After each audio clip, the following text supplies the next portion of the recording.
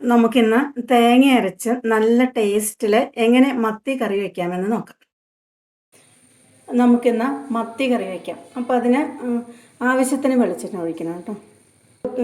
ഉലുവ ഒത്തിരി ഇട്ടാൽ അത് കഴിക്കും. അപ്പോൾ നമുക്കത് ഒരു നുള്ള് എണ്ണ ചൂടായോ എന്ന് അറിയാൻ വേണ്ടിയിട്ട് ഒരു നുള്ള് ഉലുവ ഇടുന്നുണ്ട് കേട്ടോ. ഉലുവ മൂത്തിട്ടുണ്ട്. ഇനി നമുക്ക് ഇഞ്ചി വെളുത്തുള്ളി പേസ്റ്റ് ചേർക്കാം. ഇതൊരു സ്പൂൺ എടുത്തിട്ടുള്ളൂ കേട്ടോ.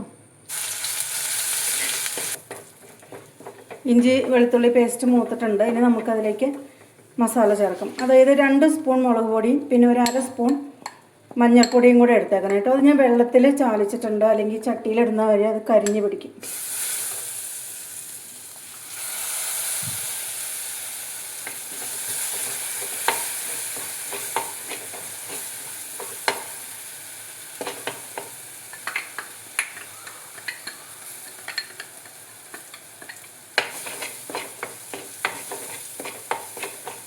അത് കണ്ടോ, ഈ ചട്ടിയിൽ ഇങ്ങനെ ഉരുണ്ട് നടക്കുന്ന പാകമാകുമ്പോൾ അത് മൂത്തിട്ടുണ്ട് കേട്ടോ.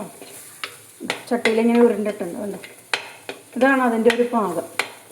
അപ്പം നമ്മൾ വെള്ളത്തിൽ ചാലിക്കാതെ പൊടി തന്നെ ഇടുവാണെങ്കിൽ ചിലപ്പോൾ അത് എണ്ണയിൽ കിടന്നങ്ങ് കരിയും. കുറച്ച് തേങ്ങ നന്നായിട്ട് അരച്ചിട്ട് അതിങ്ങോട്ട് ചേർക്കുന്നുണ്ട് കേട്ടോ. ഒരു തേങ്ങയൊന്നുമില്ല, കുറച്ചേ ഉള്ളൂ. കുറച്ച് തേങ്ങ അരച്ചതേ ഇതുപോലെ മുളകുമായിട്ട് കിടന്ന് നന്നായിട്ട് മൂക്കട്ടെ. അപ്പോൾ നമുക്ക് മീൻകറിയിൽ തേങ്ങ ചേർത്തൊന്നും തോന്നുകയില്ല. ചാറിന് നല്ല കുറുകലും ഉണ്ടാവും. പിന്നെ തേങ്ങയിലൊക്കെ വെള്ളം പറ്റിയിട്ട് അരപ്പ് ഇതുപോലെ ബോളായിട്ട് വരുന്നുണ്ട്. ഇങ്ങനെ ബോളായിട്ട് വരട്ടെ. അപ്പോൾ നമുക്ക് മീൻകറിക്ക് വേറൊരു ടേസ്റ്റാണ് കേട്ടോ. നല്ല ടേസ്റ്റാണ്. ഇങ്ങനെ ബോളായിട്ട് വരുന്ന പാകത്തിൽ ഇനി നമുക്ക് എന്ത് ചെയ്യണം? ആവശ്യത്തിന് വെള്ളം ചേർക്കണം. ഞാൻ മിക്സി തേങ്ങ അരച്ച ആ ജാറുണ്ടല്ലോ, മിക്സിയുടെ ജാറ്, ആ ജാറൊന്ന് കഴുകിയ വെള്ളം ഒഴിക്കണം കേട്ടോ. അപ്പോൾ തേങ്ങയുടെ അത്രയും കാര്യങ്ങൾ കളയണ്ടല്ലോ.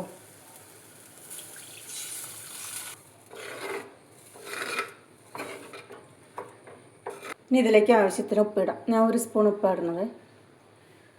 കുടപ്പുളിയാണ് ചേർക്കുന്നത് കേട്ടോ. ഒരു 3 പീസ് കുടപ്പുളി ഇടുന്നുണ്ട്. ഇപ്പോൾ പുളി അധികമാവും. മീനൊക്കെ ഒന്ന് തിളച്ച് കഴിയുമ്പോൾ നമുക്ക് പുളി നോക്കാം. പുളി അധികമാണെങ്കിൽ എടുത്ത് മാറ്റാം. അരപ്പൊന്ന് തിളയ്ക്കുമ്പോൾ നമുക്ക് മീനിടാം. അരപ്പ് തിളയ്ക്കാൻ തുടങ്ങിയിട്ടുണ്ടെങ്കിൽ നമുക്ക് മീനിട്ട് കൊടുക്കാം.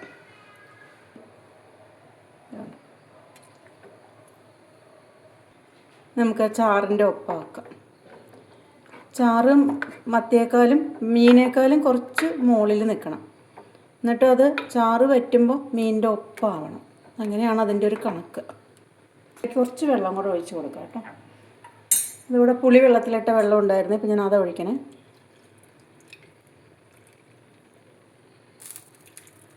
നമുക്കതിന് മുകളിലേക്ക് കറിവേപ്പില തണ്ടോടെ വയ്ക്കാം.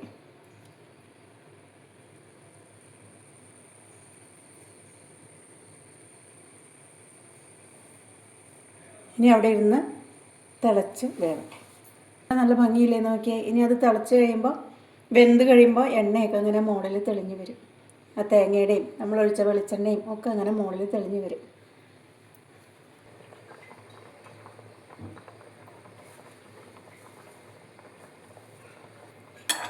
തിളച്ച് കഴിഞ്ഞാൽ നമുക്കൊന്ന് സിമ്മിൽ വെക്കാം കേട്ടോ. ഗ്യാസിൽ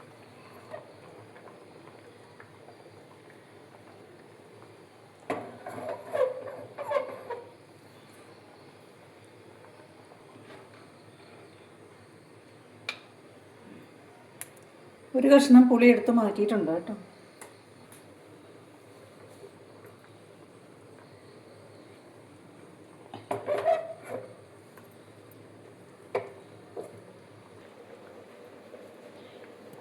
കറിയിൽ എണ്ണയൊക്കെ തെളിഞ്ഞ് വന്നിട്ടുണ്ട്. ഇനി നമുക്ക് 1 സ്പൂൺ വെളിച്ചെണ്ണയും കൂടെ ഒഴിച്ച് നമുക്ക് കറി മൂടി വയ്ക്കാം.